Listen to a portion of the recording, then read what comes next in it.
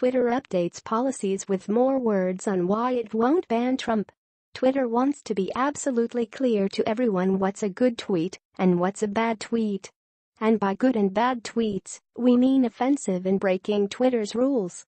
And by everyone, we mean President Donald Trump and the people, like myself, who asked why he hasn't been banned, especially after he threatened nuclear war via the platform.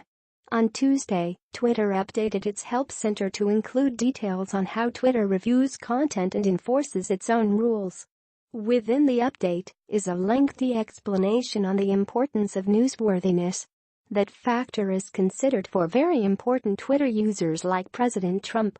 Here's the explanation at the beginning of the section. To help ensure people have an opportunity to see every side of an issue, there may be the rare occasion when we allow controversial content or behavior which may otherwise violate our rules to remain on our service because we believe there is a legitimate public interest in its availability.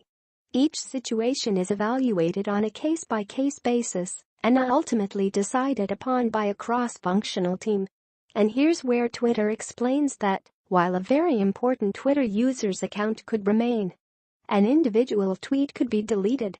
Some people, groups, organizations and the content they post on Twitter may be considered a topic of legitimate public interest by virtue of their being in the public consciousness.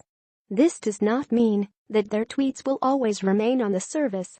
Rather, we will consider if there is a legitimate public interest for a particular tweet to remain up so it can be openly discussed. The policy is complex and quite nuanced. But again, that's not surprising for a social platform that promotes free speech. Here's the short version. It's a case-by-case basis. While Twitter's decision-making here isn't new, this level of transparency is, and comes after years of confusion. Last week, Twitter faced backlash for verifying white supremacist Jason Kessler. Twitter ended up temporarily pausing its verification program until it can better articulate what it means to be verified.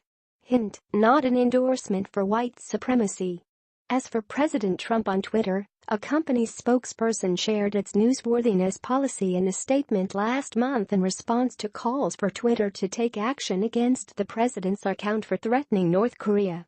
This has long been internal policy and we'll soon update our public-facing rules to reflect it, Twitter co-founder Biz Stone wrote in a blog post. We need to do better on this.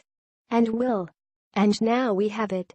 On Tuesday, Twitter posted 2 tweets on the factors they consider when reviewing reported tweets. The tweets link to the new articles in Twitter's Help Center.